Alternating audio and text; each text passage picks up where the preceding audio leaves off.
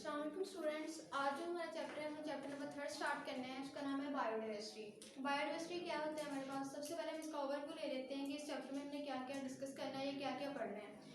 सबसे पहले तो हम देखेंगे कि बायोडाइवर्सिटी क्या है, इसका मकसद क्या है, इसकी इंपॉर्टेंस क्या है, उसके बाद हमें जानेंगे। फिर हम देखेंगे बाइनोमियल नोमेनक्लेचर क्या है हमारे पास। उसके बाद इसकी डिवीजन्स आ जाती हैं कि कैसे जो ऑर्गेनिज्म या लिविंग ऑर्गेनिज्म जो इनको ग्रुप्स में और सब ग्रुप्स में डिवाइड किया गया है। उसके बाद बायोडाइवर्सिटी को जो जो डेंजरस है, जो जो खतरात हैं, ठीक है, उनके बारे में हम डिस्कस करेंगे। तो सबसे पहले हमारा जो आज टॉपिक है वो है बायोडाइवर्सिटी। बायोडाइवर्सिटी क्या है हमारे पास, देखते हैं बायोडाइवर्सिटी क्या है।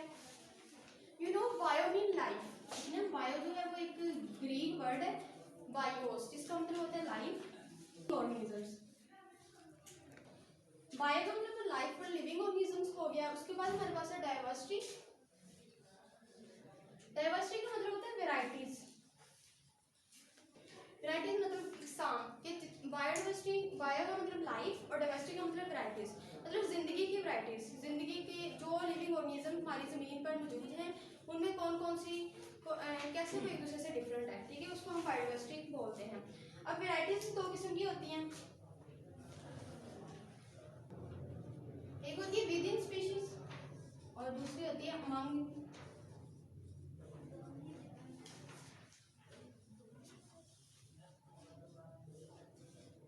विद इन स्पीशीज का मतलब होता है, मतलब एक ही जो हमारे पास स्पीशी है उसी के अंदर कोई चेंजिंग आ जाना, उसके अंदर वेराइटीज पाई जाना। जैसे कि इंसान है, वुमेन में सारे इंसान दूसरे से डिफरेंट है, ठीक है, तो ये क्या है, ये वेराइटीज हैं, ठीक है, विद इन द स्पीशी। और among the species, among the species का मतलब होता है कि मुख्तलिफ किस्म की स्पीशीज है वो एक दूसरे से डिफरेंट है, ठीक है, तो वो स्पीशीज के दरमियान डिफरेंट पाया जाना उसको हम क्या बोलते हैं, अमंग द स्पीशीज, ठीक है। फॉर एग्जाम्पल हम इसकी एग्जाम्पल ले लेते हैं, जैसे कि अगर हम कैट की बात करें, कैट मुख्तलिफ किस्म की होती हैं, ठीक है, किसी का कलर कैसा है, किसी का कलर कैसा है, तो वो विद इन द स्पीशीज आ जाती है वैराइटीज। और अगर हम डॉग और कैट की बात करें, ठीक है, तो ये दो डिफरेंट किस्म की स्पीशीज आ जाती है हमारे पास, ठीक है। डॉग एक अलग स्पीशी है और कैट एक अलग स्पीशी है, ठीक है, तो ये अमंग द स्पीशीज हो जाते हैं। ये हमारे पास था बायोडाइवर्सिटी का तारुफ। अब मेनली जो इन दोनों वर्ड से, इन दोनों लफ्जों के मिलने से हमारे पास डेफिनेशन बनती है बायोडाइवर्सिटी को, ये बनती है the measurement of organisms found on land is called biodiversity, ठीक है, उन जानदारों की पैमाइश जो कि जमीन पे रहते हैं, ठीक है, हमारा इकोसिस्टम फॉर्म कर रहे हैं, उसको हम क्या बोलते हैं, बायोडाइवर्सिटी बोलते हैं। अब हम देखते हैं कि बायोडाइवर्सिटी में कितने टाइप्स की जो स्पीशीज है उनको हम मेनली जी। तो इसके बाद हमारे पास टाइप्स आ जाती हैं, जैसे कि बायोडाइवर्सिटी जो हम मेनली बायोडाइवर्सिटी में दो स्पीशीज को डिस्कस करते हैं, जैसे कि एनिमल्स और प्लांट्स, ठीक है। एनिमल्स और प्लांट्स को हम डिस्कस करते हैं, तो इसका मतलब ये हुआ कि ये मेन टू टाइप्स हैं किसकी, बायोडाइवर्सिटी की। तो अब हम देखते हैं ये कैसे, एक प्लांट्स है और दूसरी हमारे पास कौन सी है, animals.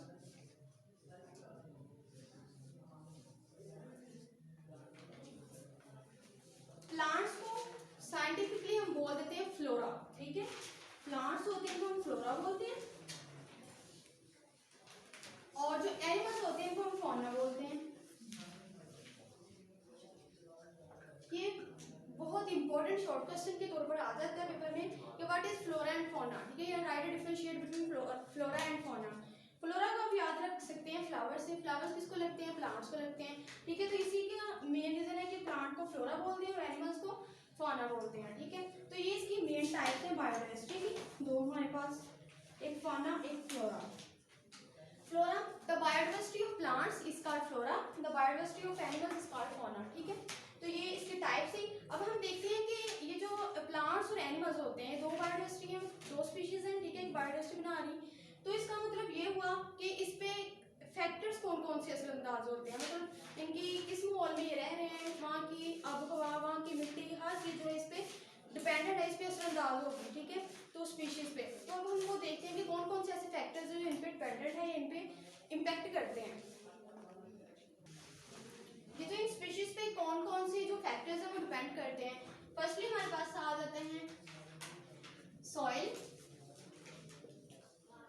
Secondly climate and thirdly altitude.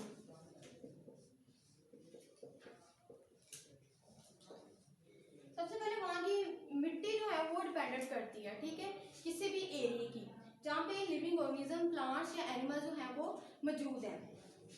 कैसे? क्योंकि अगर वहाँ पे जरखेज़ी ज़्यादा होगी तो एग्रीकल्चर ज़्यादा प्रोड्यूस होगी, ज़्यादा ज़राअत प्रोड्यूस होगी, जिसकी वजह से वहाँ पे एनिमल ज़्यादा होंगे क्योंकि उनको ज़्यादा अमाउंट में खुराक वहाँ से प्रोवाइड हो रही है। तो क्लाइमेट आबोहवा का बहुत ज़्यादा असर होता है, कई इलाके ठंडे होते हैं, कई गर्म होते हैं, ठीक है। मुख्तलिफ किस्म की डिवीजन की गई है, ठीक है, डिवीजन है इनकी। तो इस हिसाब से जो है वो एनिमल्स वहाँ पे पाए जाते हैं। उसके बाद ऑल्टीट्यूड मतलब बुलंदी के हिसाब से कौन सा इलाका ज़्यादा बुलंद है उस हिसाब से, ठीक है। तो इनकी डिस्ट्रीब्यूशन की गई है। डिस्ट्रीब्यूशन हम देखते हैं कि कौन सी डिस्ट्रीब्यूशन के लिए मेनली तीन जो है वो इनकी डिवीजन की हुई है तीन कैटेगरीज में। सबसे पहले हमारे पास आ जाते हैं ट्रॉपिक रीजन्स।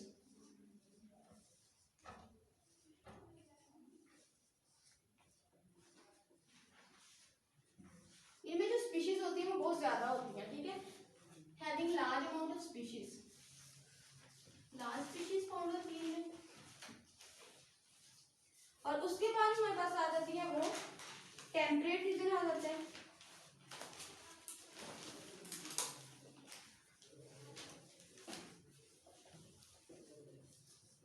इसमें भी काफी ज्यादा पाई जाती हैं, ठीक है, स्पीशीज के अमाउंट। और इसके बाद हमारे पास आ जाता है पोलर रीजन।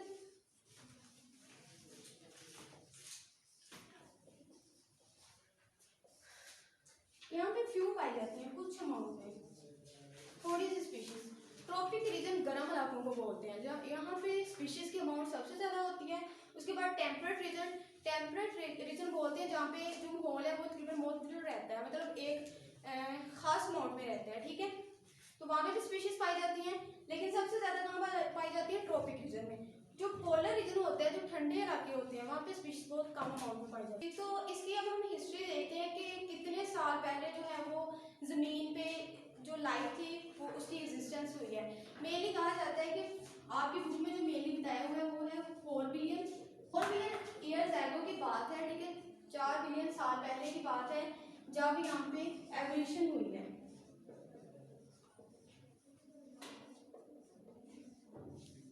एवोल्यूशन का मतलब मेनली होता है चेंजिंग्स आना, मतलब सिंपल टू कम्प्लेक्स फॉर्म में बनना, ठीक है, उसको एवोल्यूशन बोल देते हैं। मतलब आहिस्ता आहिस्ता जैसे जैसे क्लाइमेट चेंज होता गया, जमीन की जो एक्टिविटीज है वो चेंज होती गई, तो वैसे वैसे जो जानवर है वो भी चेंज हो गए, सिंपल टू कम्प्लेक्स फॉर्म में हो गए, ठीक है। लेकिन इंसान की जो हिस्ट्री है इसके बारे में साइंस जो इतने अच्छे तरीके से नहीं जानती, लेकिन ये अंदाजा लगाया जाता है कि 600 मिलियन साल पहले की बात है।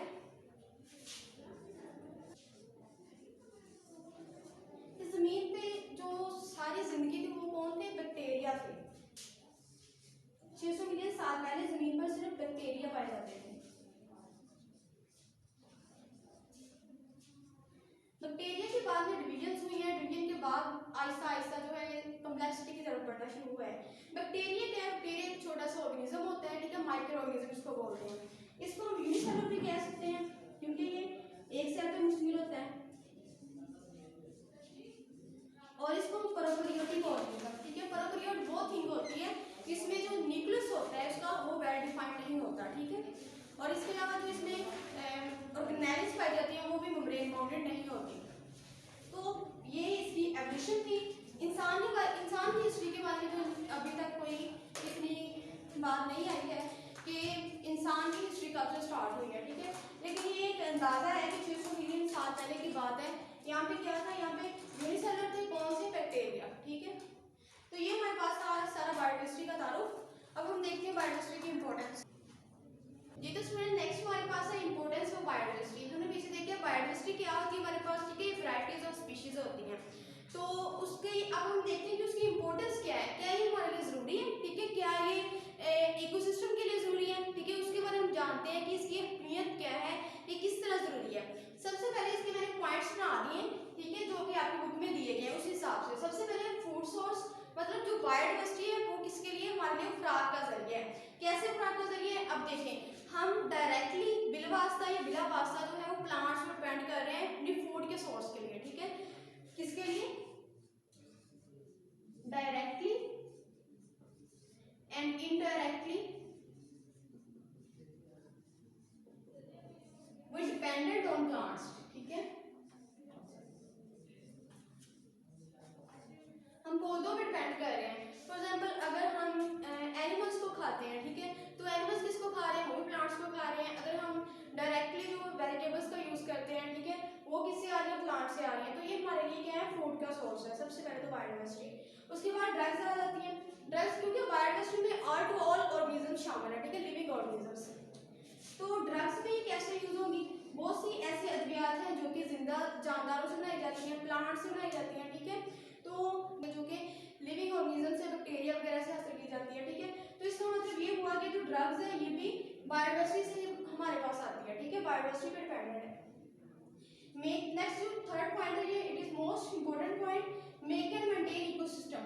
जो हमारा इकोसिस्टम है, जहाँ पे हम रह रहे हैं, उस एरिया को ये मेंटेन रखती है, ठीक है। फॉर एग्जाम्पल कैसे मेंटेन रखती है, जैसे कि एक फॉरेस्ट हो हमारे पास, वहाँ पे एक लाइन है, वो लाइन क्या करेगा, उस ऑल टू ऑल जितने फोक्स होंगे उनको खा जाएगा, ठीक है। तो क्या होगा, जब फोक्स खत्म हो गए तो वो अपनी खुराक और तरीके से तैयार करेगा, ठीक है, और किसी चीज़ को, किसी स्पीशीज को तलाश करेगा अपनी फूड को मेंटेन करने के लिए।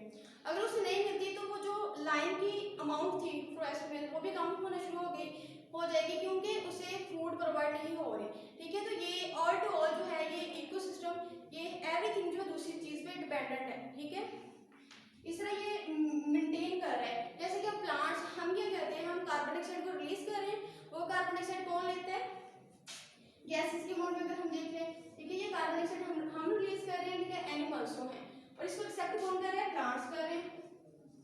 और जो प्लांट्स हैं वो क्या एक्सक्रीट करते हैं, ऑक्सीजन, इसको एक्सेप्ट कौन कर रहा है, एनिमल्स कर रहे हैं। तो ये क्या है, ये मेंटेनेंस ऑफ इकोसिस्टम है, इकोसिस्टम को मेंटेन करने के लिए सारा प्रोसेस हो रहा है। तो पॉइंट है इंडस्ट्रियल मटेरियल, मतलब जो इंडस्ट्रीज है हमारे पास, उसमें जो चीजें फॉर्म की जाती हैं वो डायरेक्टली और इनडायरेक्टली किस पे डिपेंडेंट है, प्लांट्स पे डिपेंडेंट है। जैसे कि अगर हम देखें, बात कर लें ये शुगर मिल्स की, तो यहाँ पे क्या बनती है, शुगर बनती है, ठीक है। शुगर को बनाने के लिए शुगर केन की जरूरत होती है, ठीक है। शुगर केन कहाँ से आ रहा है, प्लांट से आ रहा है, ठीक है। उसके अलावा जो हमारे पास होती है इंडस्ट्रियल, टेक्सटाइल जो इंडस्ट्रीज है, यहाँ पे जो है वो कपड़ा बनाया जाता है। कपड़ा किससे बनता है, कॉटन से। कॉटन कहाँ से आ रही है, प्लांट से आ रही है, ठीक है।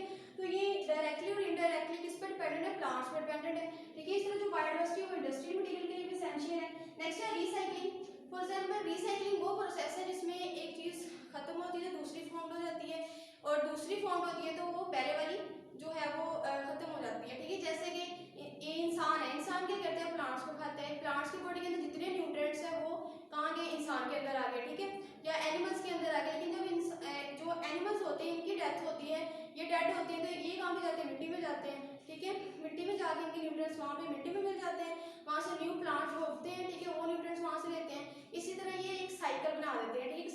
साइकिलिंग प्रोसेस चल रहा है, जिसको हम रिसाइकलिंग कहते हैं, ठीक है। रिसाइकलिंग का प्रोसेस जो भी बायोडाइवर्सिटी पे डिपेंडेंट है। ये थी हमारे पास इंपॉर्टेंस ऑफ बायोडाइवर्सिटी। ओके जी, अल्लाह हाफिज़।